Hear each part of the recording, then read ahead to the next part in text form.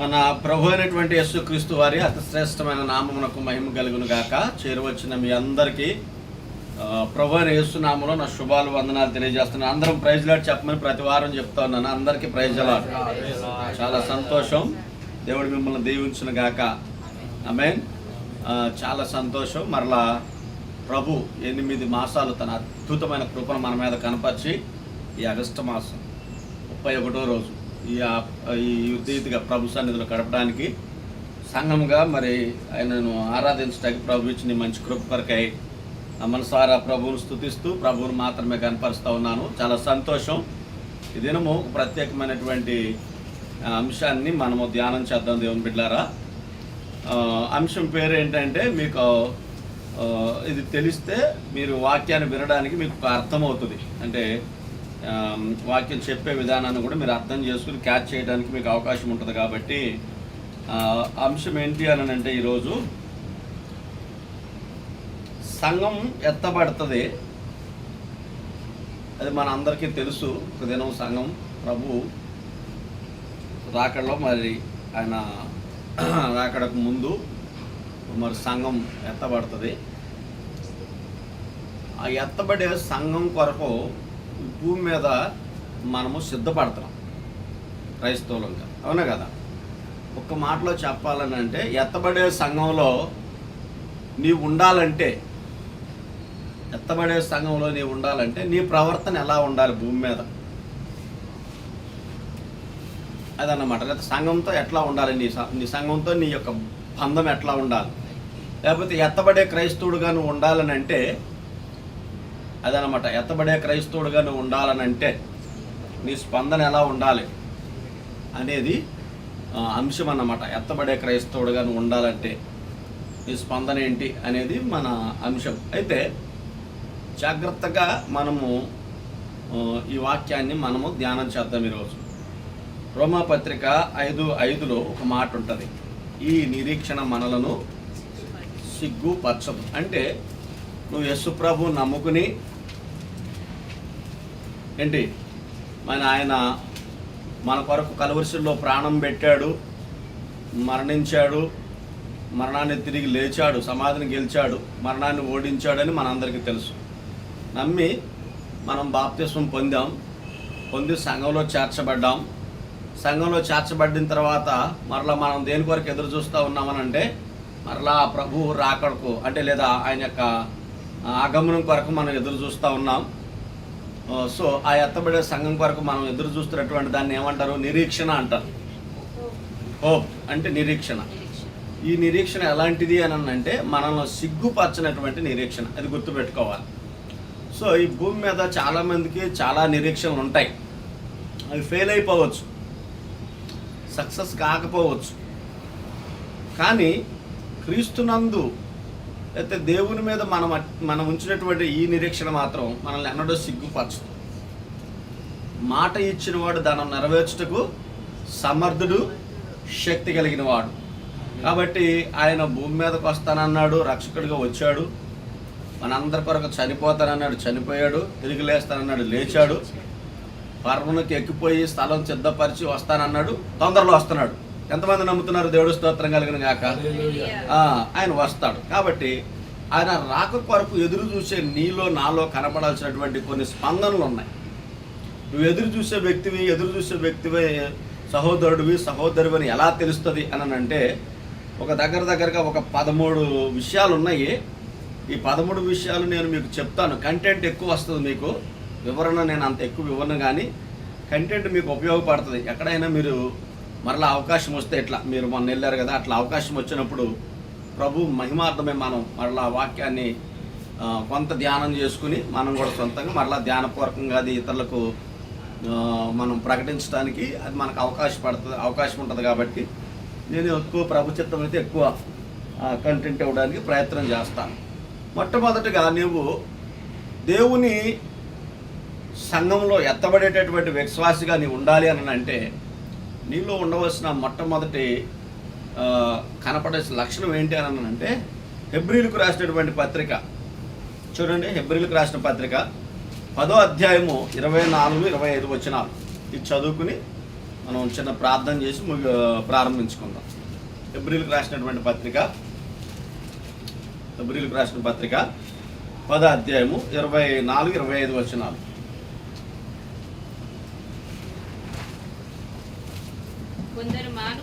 కొందరు మానుకొనుచున్నట్లుగా సమాజముగా కూడుట మానక ఒకరినొకడు హెచ్చరించుచు ఆ దినము సమీపించిన కొలదే ఓకే మరి ఎక్కువగా అలాగు చేయుచు ప్రేమ చూపుటకును సత్కార్యములు చేయుటకును ఒకరినొకడు ఉరికొల్పవలని ఆలోచించు. చిన్న ప్రార్థన. మహాపరిశుద్ధుడైన మా గొప్ప తండ్రి, మనల్ని మిక్కిలిగా ప్రేమించినటువంటి మా మంచి దేవా, నీ పవిత్ర పాదాలకు వందనాలు. ఈ దినం ఇంతవరకు ఆరాధనలో నీ బలలో పాల్పంపులు పొందే విషయంలో ఈ కృప మాకు తోడుగుంచిన విధానాన్ని బట్టి నా ప్రభువు నేను స్తుతిస్తున్నాం. నువ్వు నీ వాక్యాన్ని వినబోతుండగా ఆశగల ప్రాణాన్ని నువ్వు తృప్తిపరుస్తానన్నావు. నీ వాక్యం కొరకై మేము అరులు సాస్తూ ఉంటుండగా లెబనోను మ్రానులను మొక్కలుగా చేయగలిగిన నీ స్వరాన్ని మేము వినగలిగేటట్లుగా, లేళ్లను ఏనా చేయగలిగిన నీ స్వరాన్ని మేము వినగలిగేటట్లుగా మీ సహాయం మాకు దయచేయండి. ఎవరు ఏ ఆశతో నీ మందిరంకి వచ్చారో తెలియదు నాయన. వచ్చిన ప్రతి బిడ్డను కూడా నీ మేలులతో తృప్తిపరిచి నీ జీవాహారంతో ప్రభు మా హృదయాలను నింపవలసిందిగా వేడుకుంటూ, మంటి పురుగునైనా నన్ను మరొకసారి నీ మరుగుపరిచి నీ స్వరాన్ని మీ ప్రజలమైన మాకు వినిపింపజేసి ఇదంతా మీరే పొందమని యేసుక్రీస్తు వారి అతి శ్రేష్టమైన నామం పేరట స్తుతించి ప్రార్థిస్తున్నాం గొప్ప తండ్రి. ఆమేన్. ఆమేన్. చాలా సంతోషం దేవుని బిడ్డలారా. చాలా జాగ్రత్తగా మనం గమనిస్తే హెబ్రీయులకు రాసినటువంటి పత్రిక 10వ అధ్యాయం 24-25 వచనాలలో ఎలా ఉండాలి అని అంటే, దేవుని రాకడలో ఎత్తబడే సంఘంలో నీ ఉండే వ్యక్తివైతే నీ యొక్క యాటిట్యూడ్ ఎలా ఉండాలో ఇక్కడ చెప్తా ఉన్నాడు. అందులో మొట్టమొదటిగా ఏమని చెప్తున్నాడంటే, అందరూ మానుకొనుచున్నట్టుగా సమాజంగా కూడుట మానక. ఇప్పుడు చూడండి, ఈ రోజుల్లో చూడండి సమాజంలో ఎట్లా ఉన్నారు తెలుసా? ఇక్కడొక రోజు, అక్కడొక రోజు, అక్కడొక రోజు, అక్కడొక రోజు, ఎక్కడెక్కడో ఒక్కొక్క రోజు. అంటే వీళ్ళకి స్థిరత్వం అనేది ఉండదు. ఈ స్థిరత్వం ఏం చూపిస్తుందని అంటే, స్థిరత్వం లేని వాళ్ళని అస్థిరులు ఎలాంటి వారు ఉంటారని చెప్పాడు? ద్విమనస్కులు, అస్థిరులు. వీళ్ళు ప్రభు వలన వీళ్ళకి ఏమి అంటే దొరకదు. అందుకే జాగ్రత్తగా నేను ఎన్నో మర్యాదలు చెప్తాను. మరి మనం ఎలా ఉండాలి అని అంటే, స్థిరంగా వేరుపారిన వారిగా ఒక చోట స్థిరంగా నాటబడిన వాళ్ళగా ఉండాలి. ఒక గొప్ప ఆశీర్వాదం మన జీవితంలో చూడాలని అంటే, ఒక దగ్గర మనం స్థిరంగా నాటబడినటువంటి అనుభవంలోనికి మనం రావాలి. అది గుర్తుపెట్టుకోండి. అందుకే హెబ్రీ గ్రంథకర్త ఇలా అంటా ఉన్నాడు. ఏమంటాడనంటే, కొందరు మానుకొనుచున్నట్టు సమాజంగా కూడుకున్నట్టు మీరు మానక, ఏమంటున్నాడు? ఒక్కరికొకడు హెచ్చరించుచు. ఇప్పుడు చెప్పండి, ఇప్పుడు జాగ్రత్తగా ఇటువైపు చూడండి. హెచ్చరించుచు అన్నాడు. హెచ్చరికలు ఎవరికి ఇష్టం ఉన్నాయి ఈ రోజుల్లో? చెప్పండి దేవుని బిడ్డలారా.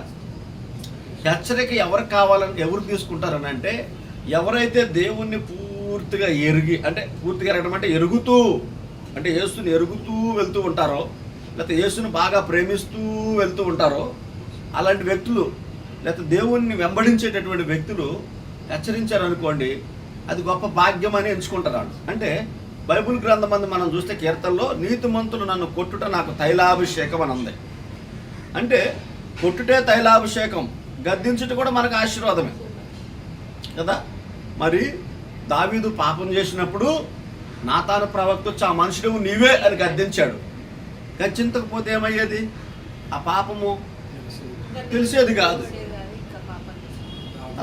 కాదు. కాబట్టి గద్దింపు మనకు అవసరం. దేవుని వాక్యంలో మీరు చూడండి, పౌలన్న పేతురుని గద్దిస్తాడు. ఎక్కడ మనం గలతీ పత్రిక చూస్తే, మరి ఒక గుంపు వచ్చి, మరి వీళ్ళందరూ కలిసి దేవుని వాక్యం చెప్తూ ఉన్నప్పుడు పౌలు, బర్నబా, పేతురు, యెరూషలేము నుండి ఒక యూదయ గుంపు వస్తుంది. ఆ గుంపు వచ్చినప్పుడు పేతురు దంగమని లెగిసి అనుజనంతో కూర్చొని భోజనం చేస్తుంటాడు. వాళ్ళని చూసి యూదులను చూసి దండమని లేచి పక్క వచ్చేస్తాడు. అప్పుడు పౌలు నాకు గద్దిస్తాడు, నువ్వు యూదులు అయ్యుండి అన్ని జనుల్లా ప్రవర్తిస్తూ అన్ని జనులు మళ్ళా నీలాగా ఉండాలని నువ్వు ఎట్టగొడుతున్నావు అని ఏం చేస్తాడు? పౌలన్న గద్దిస్తాడు పేతురు గారు. గద్దింపులు కావాలి, హెచ్చరికలు కావాలి. చాలా జాగ్రత్తగా గమనించండి. కొందరు మానుకొనుచున్నట్టుగా సమాజంగా కూడా మానక ఒకరికొకడు హెచ్చరించుకోవాలి సంఘంలో. బ్రదర్ మీలో ఈ లోపం ఉంది, సిస్టర్ మీరు ఇలా ఉండకూడదు, బ్రదర్ మీరు ఇలా ఉండకూడదు అని మనం ఏం చేయాలంట?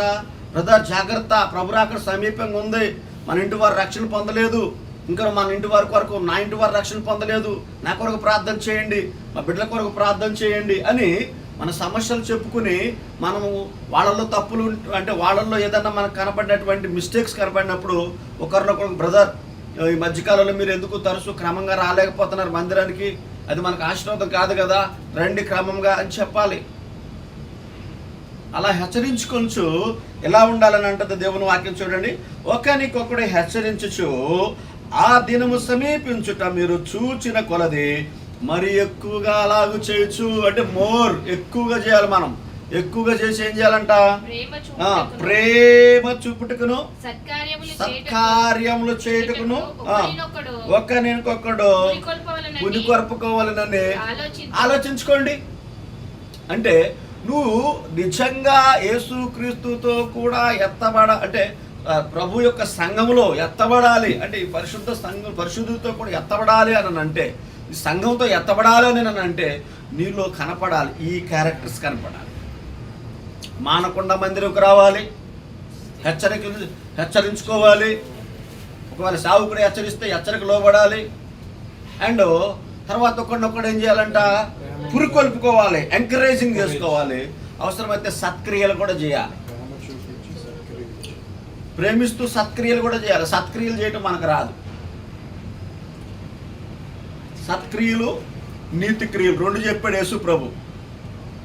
మన నీతి క్రియలు కనపడొద్దు అన్నాడు, మన సత్క్రియలు కనపడాలన్నాడు. నీతి క్రియలు అంటే ఏంటంటే నువ్వు ఉపవాసం ఉన్నావు, ఎవరికి తెలియద్దు, ఎవరో వాళ్ళు కనపడొద్దు, అది నీతి క్రియ. సత్క్రియ అంటే ఏంటంటే నువ్వు మంచి పనులు, ఇప్పుడు మదర్ తెరెసా చేసింది చాలా సత్కార్యాలు, అట్లా అవన్నీ తెలియాలంటే ఎందుకు తెలియాలంటే వాటిని బట్టి ప్రజలు దేవుణ్ణి మహింపరుస్తారు. అరే ఈ కుర్రోడు దేవుణ్ణి నమ్ముకుని ఇలా చేస్తున్నాడు అని. అందుకే మీ నీతి క్రియలు ఎవరికి కనపడద్దు. ఒకళ్ళు నువ్వు ఉపవాసం ఉన్నప్పుడు జుట్టెర పోసుకుని ముఖం విచారంగా పెట్టుకుని ఏంటమ్మా అంత నేర్చకుండా ఫాస్టింగ్ ఉన్నాను బ్రదర్ 20 days పుస్తా అన్నాడు దేవుడు. దాని ప్రతిఫలం పోయింది అన్నాడు దేవుడు. పోయింది ఇంక అంతే. అంటే నువ్వు ఉపవాసం ఉన్నా 20 రోజులు, ఈరోజు 40 రోజులు ఫాస్టింగ్ ఉన్నాం, 50 days ఫాస్టింగ్ ప్రేయర్, 60 days ప్రాక్టింగ్ ప్రేయర్ పెట్టుకో. దాని ఫలం ఏమంటాడు దేవుడు? ఉపవాసం అనేది రహస్యంగా చేయాల్సింది. ఉపవాసం అనేది ఏంటి చెప్పండి? రహస్యంగా. అందుకే నీ నీతి క్రియలు ఎవరికి కనపడదు, నీ సత్క్రియలు కనపడాలి. అందుకే ఈరోజు సంఘంలో నీ సత్క్రియలు కనపడాలి. ఎవరికో సంఘంలో ఎవరికో ఆపద ఉంది, బాబు నీకేదో కొంత ఆపద ఉందని తెలిసిందయ్యా, నేను అంతా ఇవ్వలేను నాయన, ఇదిగో ఈ 200 ఈ 2000 పెట్టుకుని నీ అవసరాలు తీర్చుకోనానా, అది సత్క్రియ. సంఘంలో అలా చేయాలి, సంఘంలో అలా ఉండాలనేది దేవుడి ఆశ. అందుకే ఇక్కడ ఏమని అంటున్నాడంటే ఒకరికి ఒకడు హెచ్చరించుట ఆ దినము సమీపించుట మీరు చూచిన కొలది మరి ఎక్కువగా అలాగూ చేయొచ్చు. ఎక్కడ చేస్తామని చెప్పండి? అసలే చెయ్యం మనం, ఎక్కువగా చేస్తాం. అసలు చెయ్యం మనం, ఎక్కువగా చేస్తాం చెప్పండి? చేయాలి దేవుని బిడ్డలారా. అంటే మీరు చేయరని కాదు, మీరు చాలా మంచోళ్ళు, చేస్తున్నారు. ఒకళ్ళు ఎక్కడ చేయకపోయినా ఎక్కడైనా చేసి ఉండొచ్చేమో కానీ మీరు చాలా మంచోళ్ళు. మిమ్మల్ని తప్పు పట్టాలని కాదు దేవుని బిడ్డలారా. అలా చేయొచ్చు. ఏం చేయాలంటే మనము ప్రేమ చూపుటకును సత్కార్యములు చేయుటకును ఒకరినొకరు పురికొల్పవాలని ఆలోచిత. పురికొల్పడాన్ని పుట్టినోట్లు ఏమన్నారు చెప్పండి? ఏమనుంది? పురికొల్పవాలని దగ్గర 2 వేసాడు కదా, 2 అంకెలు ఏముంది? రేపాలి. అంటే రేపటం అంటే ఏంటి? ఇప్పుడు మంట ఆరిపోతుంది, కట్టెలతో మంట ఆరిపోతుంది. ఆరిపోతున్నప్పుడు ఏం చేస్తాం? ఇట్టి అని అవి పైకి ఎగేస్తాం. అప్పుడేమవుతుంది? మంట అంటే మీరు అలా ఎంకరేజ్ చేయాలన్నమాట సంఘంలో. ఇలాంటి క్రియలు కలిగి ఉంటే నువ్వు నిజంగా సంఘంలో, ఎత్తబడే సంఘంలో నువ్వు ఉంటావు అనడానికి ఒక సూచన ఈరోజు. ఇంకా చూడండి, కొన్ని విషయాలు చెప్తాను. హెచ్చరించుకోవాలి, ప్రేమ చూపాలి, సత్క్రియలు చేయాలి, పురుకొల్పుకోవాలి. 3 విషయాలు చూసాం. అంటే నేను వీటిని మళ్ళీ వివరించట్లా, ఎందుకంటే నేను ఎక్కువ కంటెంట్ ఇస్తానన్నాను కాబట్టి మీకు వీటి వివరణ తర్వాత మీరు చూసుకోండి. అయితే రెండోది ఏంటంటే, సంఘము ఎత్తబట్టును మనసులో పెట్టుకొని ప్రభుబలలో పాలు పంపులు పొందుతూ ఉండాలి. 1 కొరింథీయులకు రాసిన పత్రిక ఏ అధ్యాయంలో ఉంటే చెప్పండి, ప్రభుబల గురించి రాసి. వెరీ గుడ్, దేవుడు మిమ్మల్ని దీవించాడు. 11వ అధ్యాయము 26వ వచనం చూడండి. 11:26 చదవండి. ఏమనుందో? మీరు రొట్టెను తిని ఈ పాత్రలోనిది త్రాగునప్పుడల్లా ప్రభువు వచ్చు వరకు ఆయన మరణమును ప్రచురించుదురు. అంటే ఏంటి అని అంటే, ఈ రొట్టె తిని బల్లలో పాలు పంపుతున్న, ద్రాక్షారసం తాగి బల్లలో పాలు పంపులు పొందుతున్న ప్రతిసారి కూడా మనము ఏం చేయాలంటే, ఆయన మరణాన్ని మనము ఏం చేస్తున్నాం చెప్పండి? ప్రచురిస్తున్నాం. అంటే అర్థం ఏంటి అని అంటే, దేవుని రాకడకి మనం సిద్ధంగా ఉన్నాం అంటే, మేము సిద్ధపడ్డాం, మీరు సిద్ధపడండి అని సువార్త చెప్తూ ఉండాలి మనం. ఇది ఎప్పుడూ ఆగిపోయింది సువార్త. పర్సనల్ ఎవాంజలిజం అనేది ఇట్స్ వెరీ పవర్ఫుల్. అంటే వ్యక్తిగత సువార్త ఒక మనిషిని త్వరగా ప్రభువు వైద్యకు తీసుకురావడానికి దోహదపడుతుంది కదా, అవునా కదా? మనం ఏం చేస్తామంటే, పబ్లిక్లో కనపడాలని ఎక్కువ బహిరంగ సువార్తకే ఇష్టపడతాం. కానీ ఈ పర్సనల్ ఎవాంజలిజం అనేది ఇది చాలా పవర్ఫుల్. ఇది చేస్తే, ఇట్లా చేసి చూడండి, ఎంతమందిని మనం నరకానికే జోగుచున్న వారిని, మరణానికే పట్టబడిన వారిని ప్రభు కొరకు సంపాదించవచ్చు. కానీ మనం ఎక్కడ చేస్తాం చెప్పండి? మనము మందిరానికి వచ్చిన కాసేపే దైవభక్తి, మందిర గుమ్మం దాటామంటే మరలా సాతాను భక్తే ఉంటుంది. అందుకే కొంచెం ముందుకెళ్ళి నాకు కొన్ని విషయాలు వస్తాయిలే, చెప్తానులే. మీరు లోక మర్యాదను అనుసరింపక ఉత్తమమును అనుకూలమునై ఉన్న దేవుని చిత్తమేంటో పరీక్షించి తెలుసుకోమన్నాడు. మనకు పరీక్షిత్తమా పాడా? అసలు తెలుసుకోవడమా పాడా? అంత దాకా మనకు సమయం ఏడుంది. ఇప్పుడు మనం జీవిస్తున్న జీవితం ఎటువంటి చెప్పండి? హైటెక్ లైఫ్, ఫాస్ట్ లైఫ్, ఏంటి రెడీమేడ్ లైఫ్. అన్నీ రెడీమేడ్గా బతికేస్తున్నాం, చాలా ఫాస్ట్గా జీవించేస్తున్నాం, హైటెక్తో బ్రతికేస్తున్నాం. కాబట్టి దేవుని వాక్యాన్ని మనం ఏమి తెలుసుకోగలుగుతాం చెప్పండి? ఎక్కువ ఉత్తమం అనుకూలమైన దేవుని యొక్క చిత్తం ఏంటో పరీక్షించాలి మనం. కాబట్టి దేవుని బిడ్డలారా, నీవు రాకడలో ఎత్తబడే వ్యక్తిగా ఉన్నావు అనడానికి రెండో గుర్తు ఏంటి అని అంటే, ప్రతి సండే నువ్వేం చేయాలి చెప్పండి? ప్రభు బలలో పాలు పంపులు పొందేవాడికి ఉండాలి. ఇప్పుడు నేను ఎవరిని అడుగుతానో తెలియదు. 2 విషయాలు చెప్పాను, లేకపోతే కొన్ని విషయాలు చెప్పాను, 2 పాయింట్లు, అందులో సబ్ పాయింట్లు కూడా కొన్ని చెప్పాను. ఎవరిని అడుగుతానో తెలియదు, మిమ్మల్ని అడుగుతా. ఎవరిని అడుగుతాను నేను చెప్పండి? వాక్యం వినకుండా అటు ఇటు చూస్తారని ఎవరైతే అనిపిస్తారో కాళ్ళని అడుగుతా. కాబట్టి గుర్తుపెట్టుకోండి. ఇప్పుడు ఎన్ని విషయాలు చెప్పాను? 2 చెప్పండి. ఫస్ట్ విషయం ఏంటి? మానకుండా మందిరానికి రావాలి. 1, అందులో నేను కొన్ని సబ్ పాయింట్లు ఎప్పుడు చెప్పాను, అవి వదిలేయండి. 1 మానకుండా మందిరానికి రావాలి. 2వది ఖచ్చితంగా పర్వపాల్లో పాల్పంపులు పొందాలి. ఈ 2 విషయాలు ఏం సూచిస్తున్నాయంటే, నువ్వు ఖచ్చితంగా ఎత్తబడే సంఘంలో ఉంటావు అనడానికి సూచనలుగా ఉన్నాయి. ఎత్తబడే సంఘంలో ఖచ్చితంగా నువ్వు ఉంటావు అనడానికి సూచనలుగా ఉన్నాయి. తర్వాత చూడండి దేవుని బిడ్డలారా, 1 పేతురు పత్రిక 4వ అధ్యాయము 8వ వచనం చూడండి. 1 పేతురు పత్రిక 4వ అధ్యాయం 8వ వచనం. త్వరగా తీద్దాం. జాన్విస్లీ తీయండి, వాక్యం తీయండి. 1 పేతురు పత్రిక 4:8 చదవండి. Very good. ప్రేమ అనేక పాపముల కప్పును, కనుక అన్నిటికంటే ముఖ్యంగా ఒకని ఎడల ఒకడు జాగ్రత్తగా గుర్తుపెట్టుకోడు. ఒకని ఎడల ఒకడు మిక్కుటమైన ప్రేమ గలవారయుడే. చాలు, ఆ ఒక్క మాట చాలు. 1 దెస్సలోనిక పత్రిక 3వ అధ్యాయము 12-13 వచనాలు. 12-13 వచనాలు. 1 Thessalonians chapter 3, 12-13. చదవండి. మరియు మన ప్రభు అయిన యేసు తన పరిశుద్ధులందరితో వచ్చినప్పుడు మన తండ్రి అయిన దేవుని ఎదుట మీ హృదయములను పరిశుద్ధత విషయమై అనింద్యమైనవిగాను ఆయన స్థిరపరచుటకై మేము మీ ఎడల ఎలాగూ ప్రేమలో అభివృద్ధి వర్ధిల్లుచున్నామో అలాగునే మీరును ఒక్కని ఎడల ఒకడు మనుషులందరి ఎడల ప్రేమలో అభివృద్ధి పొంది వర్ధిల్లునట్లు ప్రభు దయచేయను గాక. మరలా ఇంకొక వచనం, యోహాను సువార్త 13వ అధ్యాయము 34-35 వచనాలు.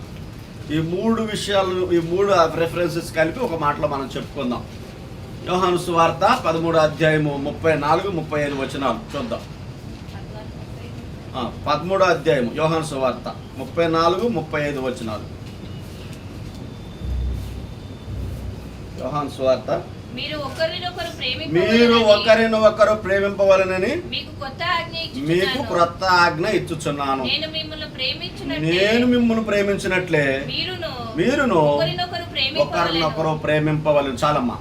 అంటే చాలా జాగ్రత్తగా గమనిస్తే ఈ చదవబడిన 3 రెఫరెన్సెస్ తీసుకుంటే అది మొదటి పేతురు పత్రిక కావచ్చు, మొదటి దశలోనిక పత్రిక కావచ్చు, యోహాను సువార్త కావచ్చు. ఈ 3 రెఫరెన్సెస్ మనం తీసుకుంటే ఈ 3 రెఫరెన్సెస్లో మనం చూసేది ఏంటంటే మనుషులందరి ఎడల, ముఖ్యంగా ఒకరి ఎడల ఒకరు ఎలా ఉండాలంటే ప్రేమతో ఉండాలి. ఉందంటారా ఈ రోజుల్లో ఆ ప్రేమ? ఉందంటారా? ప్రేమించే వాళ్ళు లేక ఆత్మహత్య చేసుకుంటున్నారు. నేను ఒంటరిని ఒంటరితనంలో ఉండి వాళ్ళు ఏంటంటే ఆదరించేవాళ్ళు లేక ఆత్మహత్య చేసుకుంటున్నారు. మనశ్శాంతిని కోల్పోతున్నారు, పిచ్చోళ్ళు అయిపోతున్నారు. ఆదరించేవాళ్ళు లేక ఏడుస్తున్నారు, రోధిస్తున్నారు. కొంతమందిగా ప్రేమిస్తే పాపాలు, ప్రేమ ఎక్కువైతే కోపాలు. కొంతమందికి ప్రేమించే రోజులు లేవు. తల్లి జాడ పిల్లకి లేదు, పిల్ల జాడ తల్లికి లేదు. పలకరించేవాళ్ళు దిక్కు లేరు ఈ రోజుల్లో. అవునా కదా? వాస్తవమే కదా? మీరు చెప్పండి మీ అనుభవంలో నుంచి. అసలు ప్రేమ కనపడుతుందా? ఈరోజు స్నేహాలు స్వార్థం కోసం.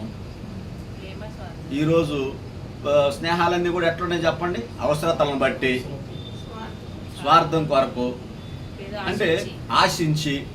అంటే జాగ్రత్తగా గమనించండి, ప్రేమ అనే దానికి విలువ లేకుండా పోయింది రోజుల్లో. ప్రేమ యొక్క అర్థాన్ని మార్చేస్తున్నటువంటి దినాలు.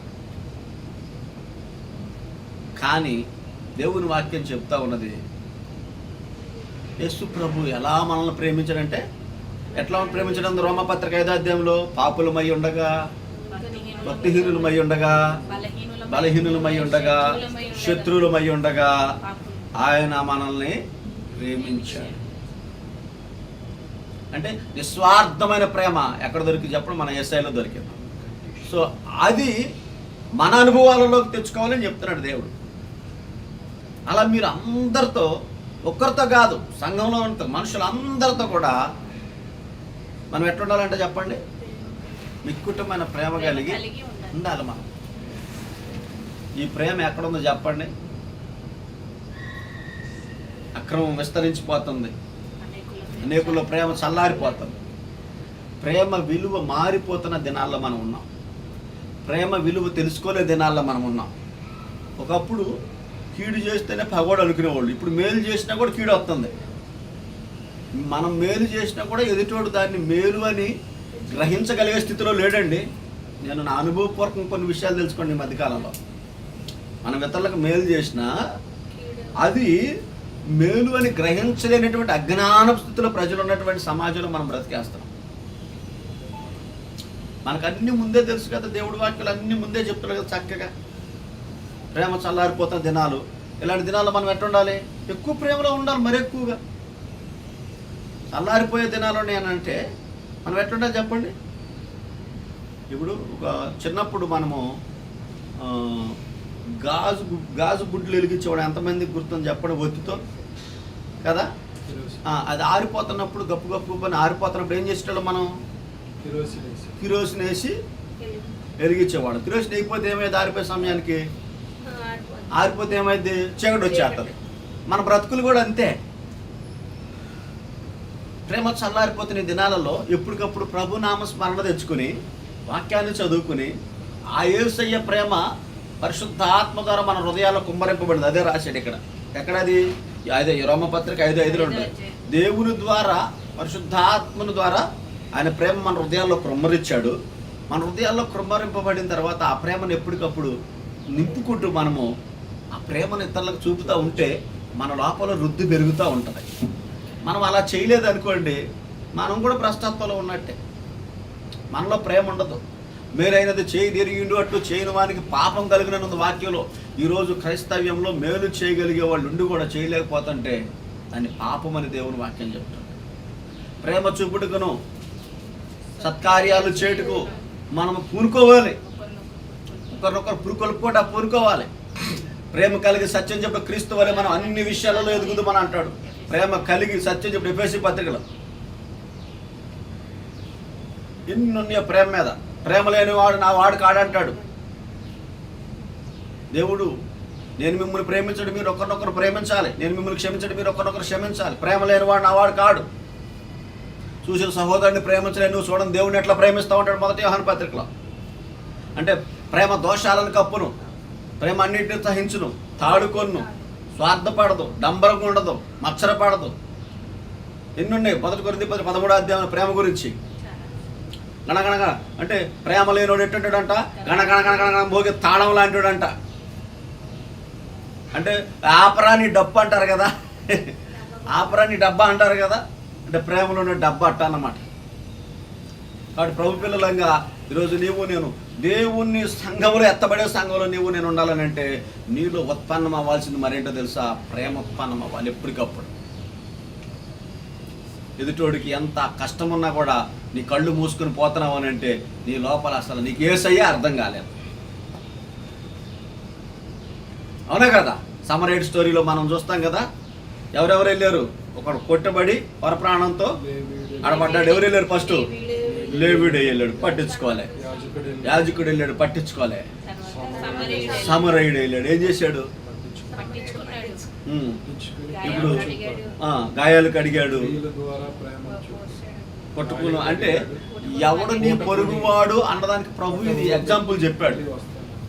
ఎవడు నీ పొరుగువాడు అన్నదానికి ఒక ఎగ్జాంపుల్ చెప్పడానికి ఉపమానం వాడాడు. వాస్తవానికి ఆ ఉపమానం యొక్క అర్థం ఏంటంటే, ఈ ప్రభా ఎవడు నా పొరుగువాడు అన్నప్పుడు ప్రభు ఆ ఉపమానాన్ని చెప్పి వాళ్ళకి చెప్పాడన్నమాట, ఎవడు మీ పొరుగువాడు అనడానికి. నీవు నేను ఒక సమరయుడిలాగా బ్రతకాలి, సహాయం చేయాలి.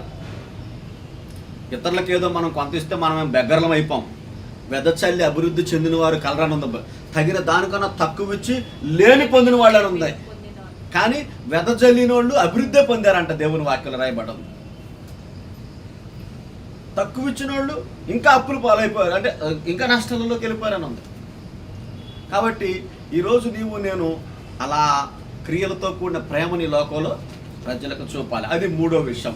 4వది చూడండి దేవుని బిడ్డలారా. 4వది ఏంటంటే అది యాకోబు పత్రిక 5వ అధ్యాయం 8వ వచనం. ఇది చాలా తక్కువ ఈరోజు మనుషులకి, ఇది చాలా తక్కువ. చూడండి, మీరు ఎవరు చదవరా బైబుల్ని? ఇప్పుడు ఏం చెప్పాను నేను?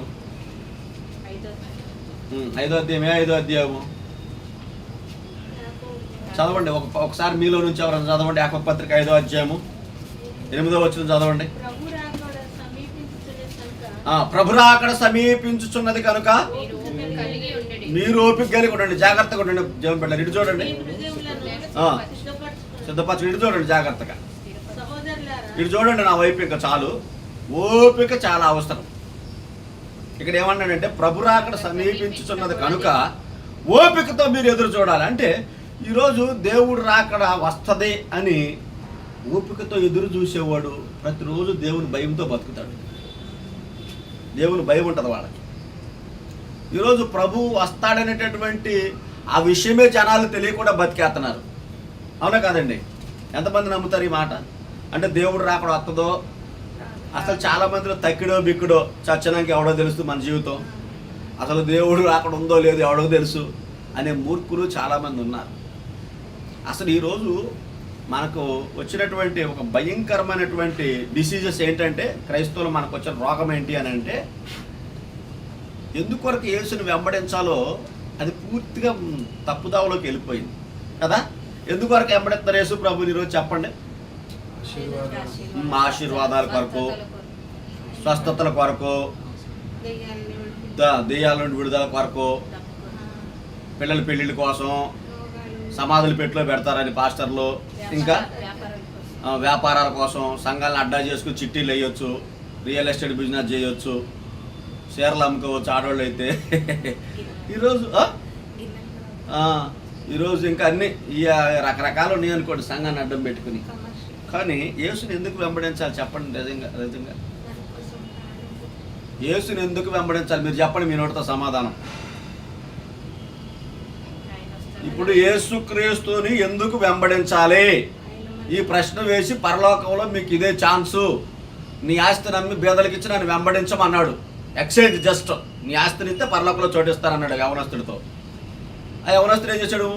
మిగులు ధనవంతుడైన మూతి ముడుచుకుని వెళ్ళిపోయాడు. ఈరోజు నీకు ప్రశ్న వేస్తాడు, ప్రభు వేస్తాడని అనుకుందాం. యేసుని ఎందుకు వెంబడించాలి ఆ ప్రశ్నకు మీరు సమాధానం చెప్పండి, నా రాజ్యంలోకి వచ్చేయండి అన్నాడు అనుకో.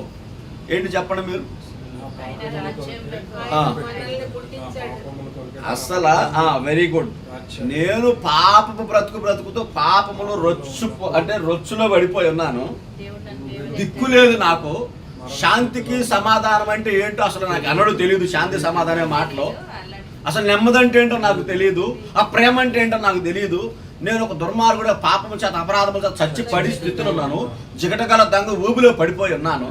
అటువంటి నన్ను యేసు అనే రక్షకుడు వచ్చి కలుసుకుని తన రక్తముతో ఆ పాపపు డాగులన్నీ, అదే కదా మీరు ఎక్కడ చూస్తారన్నమాట, ఇర్మియా గ్రంథంలో చూస్తాడు. నువ్వు పుట్టిన నాడు బయట పారవేయబడి నీకు ఉప్పు రాయలేదు, బట్ట చుట్టలేదు, చూడడానికి అసహ్యంగా ఉన్నావు, నీ నాభి సొత్తనం కొయ్యబడలేదు, అప్పుడు రక్తంలో పొరుగుతూ ఉన్నావు.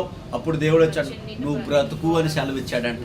అటువంటి బ్రతుకు మన నాభి సొత్తనం కొయ్యబడల, ఉప్పు రాయబడల, బట్ట చుట్టబడల, పాపం అనే రక్తపు మడుగులో రక్తపు మడుగులో కొట్టుమిట్టాడుతుంటే దేవుడు వచ్చి బ్రతుకు. అందుకే మీరు మీ సొత్తు కాదు, విలువ పెట్టి కొనబడిన వారు, మీ దేహములతో దేవుడిని మహిమపరచుడే. అందుకు యేసుని వెంబడించాలి. దేవుడు స్తోత్రం కలుగును కాక. పాపముతో ఉన్న నన్ను, మంచోడితో ఎవడైనా స్నేహం చేస్తాడు, డబ్బున్నవాడితో స్నేహం చేస్తాడు, టాలెంట్ ఉన్నవాడితో స్నేహం చేస్తారు, కానీ ఏమీ లేనివాడితో ఎవడు స్నేహం చేస్తాడు చెప్పండి? ఈ లోకంలో విలువ లేని జీవితం జీవిస్తున్న మనల్ని యేసుక్రీస్తు ధనికులను కోరుకోలేదు. అంటే అట్లా ధనికులకు రక్షణ లేదని కాదు, కానీ బలవంతులను సిగ్గుపరచడానికి ఎవరైనా బలహీనులు ఎన్నుకున్నాడు, జ్ఞానులను సిగ్గుపరచడానికి వెర్రివారిని ఎన్నుకున్నాడు, ఎన్నిక లేని వారిని కాదని ఎన్నికైన వారికి. అంటే ఆ కొరింథీ మొదటి పత్రికలో ఆ మాట ఉంటుంది, మీరు చూడవచ్చు. అంటే అలా దేవుడు మనల్ని చాలా అవసరం లేదండి,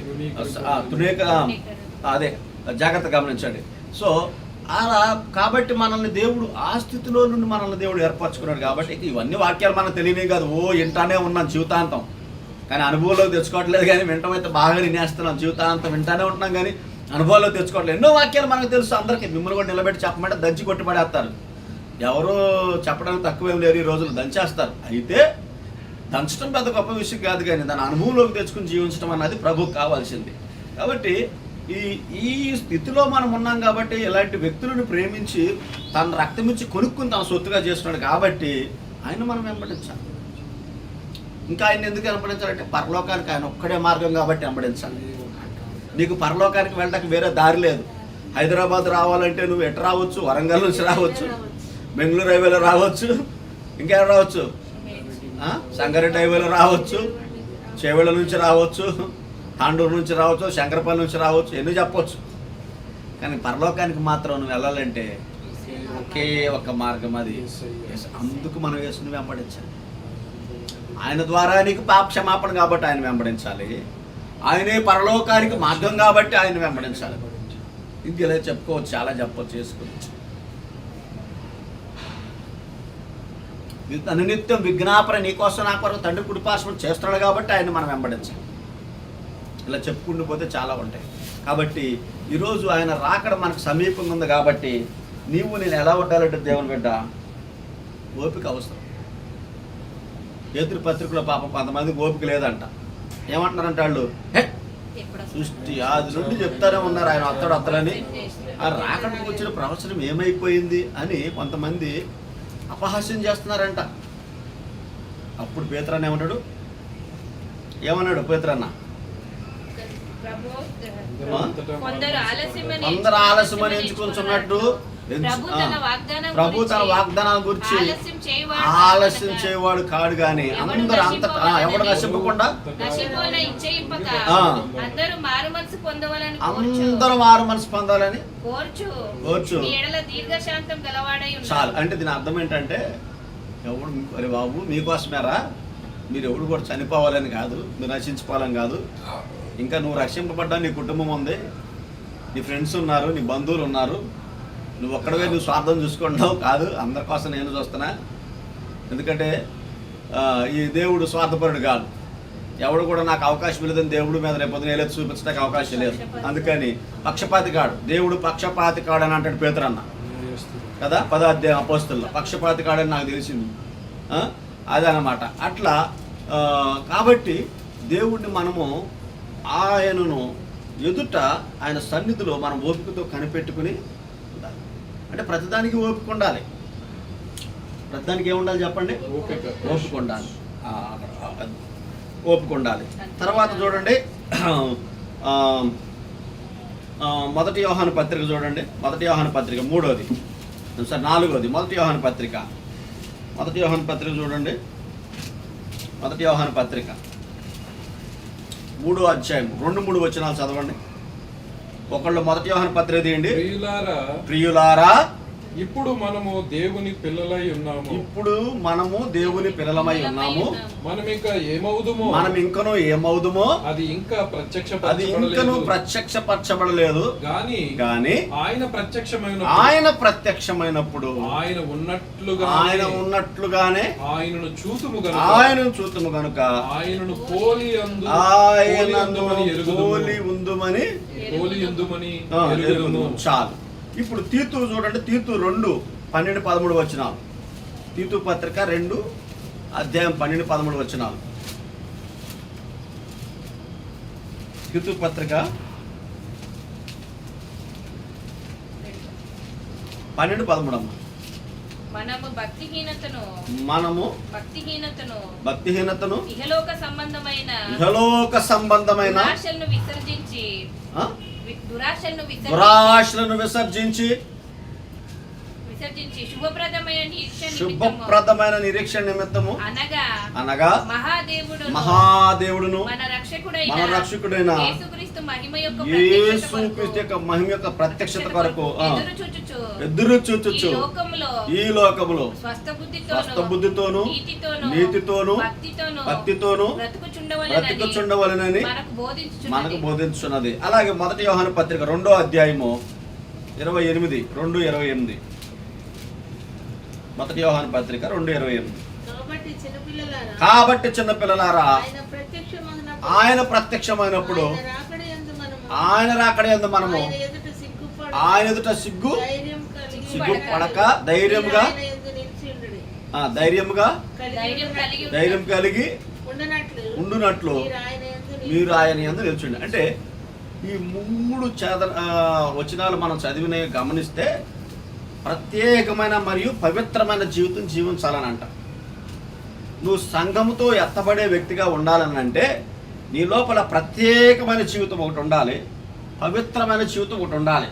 కొందరు మందిలో ప్రత్యేకంగా ఎట్లా ఉంటారని అంటే కొన్ని సిమ్టమ్స్ని బట్టి ప్రత్యేకంగా మనం చెప్పుకోవచ్చు. ఈలో ఒక రీతిగా సిమ్టమ్స్ ఉంటాయి. కానీ దేవునిలో ప్రత్యేకత కావాలి మనకి. అరే ఈ అక్క దేవుణ్ణి ఏం ఆరాధన చేస్తుంది, అరే ఈ అన్న దేవుని సన్నిధిలో ఏం పరిచర్య చేస్తాడు, అరే ఈ సహోదరి ఈ సహోదరుడు ఎలా అని దేవుని విషయాలలో మీలో ప్రత్యేకత కనపడాలి. సొలొమోను దగ్గరకు వచ్చినప్పుడు ఏమంటాడు? వేరే ప్రియుని కన్నా నీ ప్రియుల్లో విశేషం ఏంటి అని అన్నప్పుడు ఏమంటది? నా ప్రియుడు ధవలవర్ణుడు రత్నవర్ణుడు 10,000 సుందరుడు. అర్థమవుతుందా? అయితే ఈరోజు నీలో నాలో ప్రత్యేకత ఏంటంటే మనలో దేవుని గురించి పరిపూర్ణమైన ప్రత్యేకత ఉండాలి. అరే ఈయన పరిచర్ని ఎంత బాగా ఎంకరేజ్ చేస్తాడు, ఈ సిస్టర్ మందిరానికి ఎలా ప్రజలు నడిపిస్తుంది, అరే ఈ బ్రదర్ ఎన్ని గంటలు మంచిగా ప్రార్థన కలుగుంటాడు, మందిరం కొరకు కుటుంబం కొరకు ఎంత బాగా ప్రార్థన చేస్తాడు అనే ఒక స్పెషలైజ్ అంటే ఒక స్పెషాలిటీతో కూడినటువంటి లైఫ్ ఉండాలి ప్రతి ఒక్కరికి. ఈ చదవబడిన 3 వచనాలు మనం ఆధారం చేసుకుంటే ప్రత్యేకమైన జీవితం నీకు ఉండాలి. అండ్ హోలీ అంటే పరిశుద్ధమైనటువంటి జీవితం మీకు ఉండాలి. ఈరోజు చాలా మందిలో కనపడింది ఏంటో చెప్పండి, పరిశుద్ధత. అసలు మనం నోరు తెరిస్తే ఈరోజు అసలు మనం పరిశుద్ధులుగా ముత్తగా చెప్పేయచ్చు. మనం మాట్లాడే మాటలను బట్టి మన మాటే నేను చెప్పు అంత్యదినాన ఆయన ఏమంటాడంటే మన మాటలను బట్టి మనకు తీర్పు తెచ్చబడు, నోటి మాటను బట్టి తీర్పు. అందుకని చాలామంది మాటలు ఎట్లా ఉన్నాయంటే ఈ రోజుల్లో విశ్వాసులుగా కనపడరు, నిరీక్షణ కలిగిన వాళ్ళు కనపడరు, ప్రేమించే మనసు వాళ్ళ కనపడదు. అంటే అందుకే జాగ్రత్తగా నువ్వు ఎత్తబడే సంఘంలో ఉన్న వ్యక్తివైతే నీ లోపల ఒక ప్రత్యేకత ఉండాలి, తర్వాత నీ లోపల పవిత్రత ఉండాలి. ఎందుకంటే పవిత్రత లేకపోయినాడు ఎవడు కూడా ప్రభువుని చూడలేడు. పరిశుద్ధత అనడానికి మీకు అనుకూలం అని చెప్పాడు ఆయన. పరిశుద్ధులు మాత్రమే దేవుని చూడగలుగుతారు, హృదయశుద్ధి గలవారు దాన్ని వారు దేవుని చూస్తారు. కాబట్టి ఈరోజు నీలో ఒక స్పెషల్ ఏంటి అని అంటే నీవు ప్రత్యేకంగా ఉండాలి.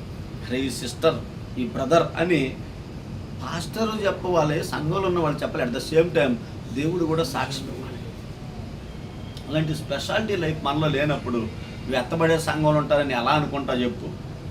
మందిరంకి రావచ్చు, వాక్యం అనొచ్చు, వెళ్ళొచ్చు, బట్ నువ్వు మందిరంలోకి వస్తున్నాను అనుకుంటున్నావు కానీ దేవుడు నా ఇంటిలో సభ్యుడు అని దేవుడు చెప్పగలగాలి. సంఘ సేవకుడు కూడా అరే ఏమో నిజమైన విశ్వాసాన్ని సాక్ష్యం ఇవ్వగలగాలి. అరే ఇతను నిజమైన విశ్వాసాన్ని సంఘ సేవకుడు కూడా సాక్ష్యం ఇవ్వగలగాలి. అలా ప్రత్యేకత మనలో ఉండాలి. ఆ ప్రత్యేకత లేనప్పుడు మనం ఎలా దేవునితో ఎత్తబడతామని మనం సంకలు కొట్టేసుకుంటాం. ఈరోజు చాలామంది లైఫ్ ఎట్టుందంటే ఆన్లైన్లో వాక్యం మీద బ్రతికేస్తున్నారంట. అంటే ముఖాముఖిగా దేవుని వాక్యం మన మీద పడితేనే మనలో ప్రభావం రావట్లేదు ఈ రోజులో చాలామందికి. అటువంటిది నువ్వు ఎక్కడో యూట్యూబ్లో వాక్యం ఉంటే నీకు ఏడ ప్రభావం వస్తుంది? ఈరోజు యూట్యూబ్లో అంటే యూట్యూబ్లో చూసేవాళ్ళు పరలోకం కూడా యూట్యూబ్లో ఆన్లైన్లో చూసుకోవాలి. పరలోకాన్ని కూడా ఎట్లా చూసుకోవాలి చెప్పండి, ఆన్లైన్లోనే. పరలోకం కూడా వాళ్ళకి ఆన్లైనే. నిజంగా అడుగు పెట్టలేరు అట్లాంటి వాళ్ళు. కాబట్టి ఇది మీరు తెలుసుకోవాలి. ఇంకా నేను చాలా విషయాలు ఉన్నాయి, ముందుకెళ్తాను దేవుని బిడ్డలారా. ఇంకా చాలా విషయాలు ఉన్నాయి, ముందుకెళ్తాను చూడండి. కాబట్టి ప్రత్యేకమైన జీవితం, పవిత్రమైన జీవితం ఈ రెండు ఉండాలి. ఇప్పుడు ఎన్ని విషయాలు చెప్పండి. మొట్టమొదటిగా ఇలా నేను చెప్పుకుంటూ పోవటం కాదు కానీ మీ బ్రెయిన్లో ఎంతవరకు ఎక్కిందో నాకు అది అవసరం. Very good. మందిర సహవాసం మానేవంటే నువ్వు ఎట్లా ఉండగలవు? ఇక్కడ మానేస్తే అసలు అక్కడికి ఎలా రాగలుగుతావు? First point. Very good. ప్రభు బలలో పాలు పంపులు పొందాలి ప్రతి సండే. Very good. అందరితో ప్రేమ కలిగి ఉండాలి. Very good, excellent. తర్వాత పేషెన్సీ మనకి ఎంతో ఉండాలి, అది ఓపికతో కనిపెట్టుకోవాలి. తర్వాత ఇప్పుడు లాస్ట్ ప్రత్యేకమైన మరియు పరిశుద్ధమైన జీవితం కలిగి ఉండాలి. 5 పాయింట్స్.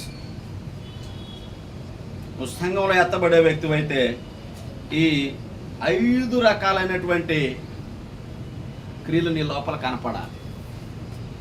అండ్ ఇంకొక విషయం చెప్తాను చూడండి.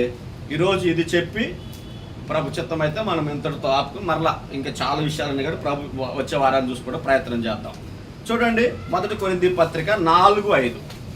1 కొరింథీయులకు రాసిన పత్రిక 4:5 చూడండి. కాబట్టి సమయము రాకమునుపు అనగా ప్రభు వచ్చు వరకు దేనిని గూర్చియో తీర్పు తీర్చుకుడే ఆయన అంధకారం మందలి రహస్యములను వెలుగులోనికి తెచ్చి హృదయములోని ఆలోచనలను బయలుపరచినప్పుడు ప్రతి వానికి తగిన మెప్పు దేవుని వలన కలుగును. అంటే తీర్పు తీర్చడానికి జర ఆగండి. ఇతరులకు తీర్పు తీర్చడానికి జరాగండి. ఇక్కడ చాలా మందికి కొన్ని విషయాలు తెలియాలి. ఇదే దేవుడు ఇదే కొరింథీ పత్రిక 6వ అధ్యాయంలో మీరు దేవతలకు తీర్పు తీరుస్తారని ఎరగరా అంటాడు. చూడండి ఆ మాట, దేవదూతలకు అంటాడు. చూడండి పక్కనే 6వ అధ్యాయం చూడండి. పరిశుద్ధులు 2వ వచనం ఏముంది? పరిశుద్ధులు లోకమునకు తీర్పు తీర్చుదరని మీరు ఎరగరా? మీ వల్ల లోకమునకు తీర్పు తీర్చుండగా. తర్వాత 3వ వచనం చూడు. అంటే ఏమన్నాడు? లోకానికి తీర్పు తీరుస్తామంటున్నాడు, దేవదూతలు తీర్పు తీరుస్తామంటాడు అన్నాడు కదా. చాలమ్మా, ఒక్క నిమిషం వినండి. ఇది తర్వాత మీరు యోహాను సువార్త 6వ అధ్యాయంలోకి వస్తే ప్రభు అంటాడు న్యాయమైన తీర్పు తీర్చండి అని అన్నాడు. ఏ తీర్పు తీర్చమన్నాడు? న్యాయమైన తీర్పు తీర్చమన్నాడు. అంటే ఇక్కడ మనం ఇప్పుడు చదివిన 4వ అధ్యాయం 5వ వచనంలో అబద్ధపు తీర్పును మనం తీర్చొద్దు. చూడండి, దాని గురించి మనం తీయొద్దు. అంటే ఊరికే వారెట్ట వీరెట్ట అని చెప్పేసి వాళ్ళ వ్యక్తిత్వము, వాళ్ళ యొక్క క్రమము, పద్ధతి మనకు అవేమీ తెలియకుండా మనము తీర్పు తీర్చొద్దు. ఇప్పుడు మొన్న నాకు చాలా సంతోషం అనిపించింది. తెలుగు రాష్ట్రాల్లో దేవుడు నామాన్ని భయంకరంగా అవమానిస్తున్న 2 భార్యాభర్తలు వాళ్ళు సేవకుల పేరు పెట్టుకుని, సరే మనము పేరు ఎవరి పేరు మనం చెప్పొద్దులే కానీ అది అందరికీ తెలిసిందే. ఆలకొల్లు ప్రదేశానికి వెళ్ళి అక్కడ మీటింగులు పెట్టాలనుకున్నారు వాళ్ళు. కానీ అక్కడ ఉన్న వాక్యాన్ని ఎరిగిన సేవకులు అందరూ ఎదురేకిచ్చినప్పుడు వాళ్ళు అక్కడ నుంచి పారిపోయి వచ్చారు.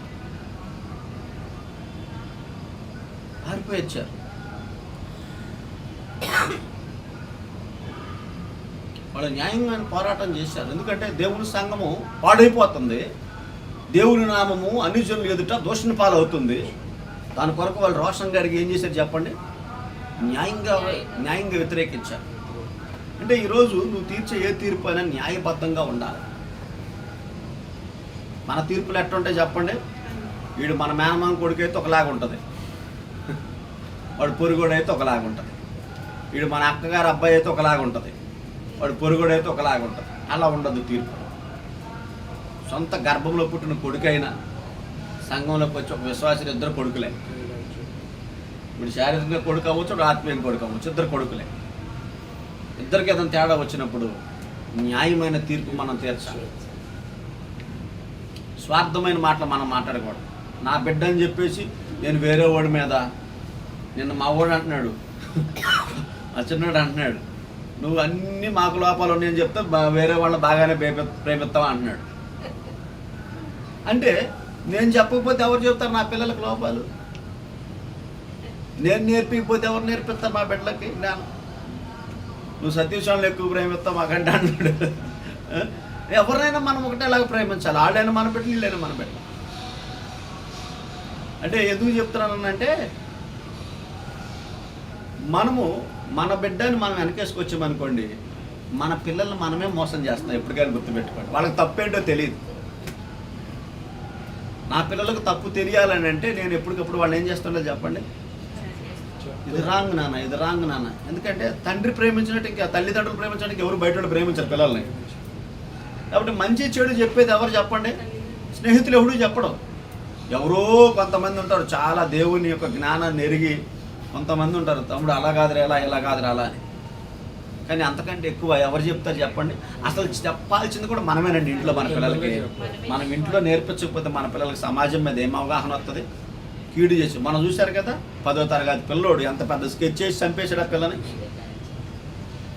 అది లోపం, తల్లిదండ్రుల లోపం, తల్లిదండ్రుల పెంపకంలో లోపం. అంతే, పెంపకం లోపం. చిన్నప్పటి నుంచే తల్లిదండ్రులు వాడు అలాంటి వాడు అని తెలిసినప్పుడు గద్దిస్తా వస్తే బైబుల్ ఏమంటుంది? బాలు నడవలసిన త్రోవను వాడికి నేర్పు, పెద్దవాడు వెనక దాని నుండి వాడు తొలగిపోడు. మనం గద్దించాలి, బుద్ధి చెప్పాలి, క్రమపరచాలి, సరిచేయాలి, దిద్దాలి. దిద్దినప్పుడు మన మీద పిల్లలు తిరగబడతారు, తిరుగుబాటు వస్తుంది. కానీ తిరుగుబాటు వచ్చినా కూడా శిక్షా దండం చేత దాన్ని మనం తొలగించవచ్చు. ఇంకో మాట కూడా చెప్తున్నాను, మూర్ఖుడు ఏమన్నా తిరస్కరిస్తాడంట, జ్ఞానం అయితే తీసుకుంటాడు. సరి చేసుకుని ఎస్ మా మా నాకు ఎవరు డాడీ మమ్మీ కాదు ఎవరు చెప్పినా కూడా మా టీచర్ చెప్పిన మంచి మాట చెప్తున్నారు కదా అని జ్ఞానం అయితే ఏం చేస్తాడంట, మంచోడైతే సరి చేసుకుంటాడంట, మూర్ఖుడైతే చెప్పకండి నా దగ్గర రాకండి అని దేవుని వాక్యం చెప్తుంది, నేను కాదు. ఇంకా అట్లాంటి బుద్ధిహీనుల గురించి వాక్యం ఏమంటుందంటే బుద్ధిహీనుల వీపులకు బెత్తమే తగును అన్నాడు దేవుడు. అంటే అట్లా బుద్ధిహీనంగా ఎవడుంటాడు వాడిని బెత్తం పెట్టి కొడతాడంట దేవుడు. కాబట్టి మనం నేర్చుకోవాలి. ఈరోజు తొందరపడి మనం ఏం చేస్తూ ఉంటామనంటే ఏం చేస్తామంటే అబద్ధపు తీర్పులు ఇచ్చేస్తూ ఉంటాం మనుషులను బట్టి.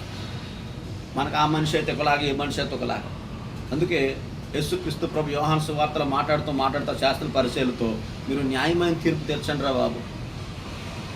ఈరోజు చాలామంది అంటారు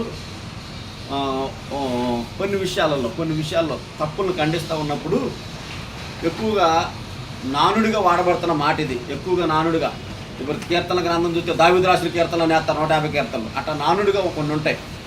ఆ నానుడిగా వాడే మాట ఏంటంటే తీర్పు తీర్చొద్దని ఉంది బైబుల్ అని అంటాడు. కానీ ఆ బైబుల్లోనే లోకానికి తీర్పు తీరుస్తామని ఉంది, దేవదూతలకు తీర్పు తీరుస్తామని ఉంది, అండ్ న్యాయమైన తీర్పు తీర్చమని చెప్పాడు దేవుడు. అవునా కదా? కాబట్టి న్యాయమైన తీర్పు తీర్చాలి మనం. అంటే మన పిల్లోడైనా బయటోడైనా తప్పు ఎవరి పక్షాన ఉంటే బాబు నువ్వు చేసింది తప్పు, ఇది నీకు ఆశీర్వాదం కాదు, నీ కుటుంబానికి మంచిది కాదు, కాబట్టి నువ్వు దీన్ని విడిచిపెట్టు, నువ్వు అందరితో సమాధానంగా ఉండు, ప్రేమ కలిగి ఉండు అని చెప్పేసి మనం ఏం చేయాలి చెప్పండి మన పిల్లల్ని. ఈరోజు అలా గద్దించేటోళ్ళు లేకే ఎంతమంది డ్రగ్స్కి ఎడిక్ట్ అయిపోయారు, త్రాగుడికి ఎడిక్ట్ అయిపోయారు, చిన్నప్పుడే వ్యభిచారానికి ఎడిక్ట్ అయిపోయారు, మోసాలకు ఎడిక్ట్ అయిపోయారు, చిన్నప్పుడే సెటిల్మెంట్లకు వెళ్ళిపోతున్నారు, రౌడీయిజం చేస్తున్నారు, గుండా యుద్ధాలు చేస్తున్నారు, గ్రూప్ యుద్ధాలు చేస్తున్నారు. ఎందుకు సమాజం తప్పు త్రావుల్లోకి వెళ్ళిపోతుందంటే తల్లిదండ్రులు పిల్లల్ని వెనకేసుకు రాబట్టే. తండ్రి శిక్షించు కుమారుడు జ్ఞానం గలవాడవుతాడు. తండ్రి శిక్షింపని వారెవరు? కుమారులైన వాళ్ళందరూ శిక్షా విధిలో పాలు పంపులు పొందవలను కదా అంటాడు బైబిల్ వాక్యం. పాలు పొందకపోతే మీరు చెడ్డ బీజం నుండి వచ్చినాడు కానీ మంచి బీజం నుండి వచ్చినాడు కాదంటాడు. అప్పుడు తొందరపడి ఏ విషయానికి తీర్పు తీర్చాలో, ఏ విషయానికి తీర్పు తీర్చకూడదో మీరు జాగ్రత్తగా ఆలోచించాం. ఒకవేళ తీర్పు తీరుస్తున్నామంటే నీకు ఖచ్చితమైన క్లారిటీ ఉండేది, 100% సత్యం అనుకుంటే సత్యానుసారంగా నాన్న అలా కాదు అలా కాదని అది కూడా ప్రేమతో జాగ్రత్తగా మనం చెప్పాలి. అలా చెప్పినప్పుడు దేవుని బిడ్డలారా, అలా చెప్పినప్పుడు ఖచ్చితంగా దేవుని యొక్క గొప్ప ఆశీర్వాదాలను మనం పొందుకుంటాం. అండ్ దేవుని యొక్క సంఘములో, ఎత్తబడే సంఘంలో మనం ఉంటాం. అటువంటి కృప ప్రభు మనకు దయచేయనుగా. ఆమేన్ ఆమేన్. మంచిది. ఇప్పుడు ఎన్ని విషయాలు చెప్పాను చెప్పండి? 6 విషయాలు. ఏంటి 6 విషయాలు? మొట్టమొదటిది మానకొండ మందిరానికి రావాలి, బలలో పాలు పంపులు పొందాలి, ప్రేమ చూపించాలి, ఓపికతో ఉండాలి, ప్రత్యేకంగా ఉండాలి, ఇంకా పరిశుద్ధంగా ఉండాలి. Very good, god bless you. లాస్ట్ది తీర్పు తీర్చే వారికి ఉండాలి, బట్ అది న్యాయంగా ఉండాలి. అట్టి కృప ప్రభు మీకు మెండుగా దయచేయాలని మనస్ఫూర్తి కోరుకుంటూ దేవుడు మిమ్మల్ని దీవించండి. ఆమేన్.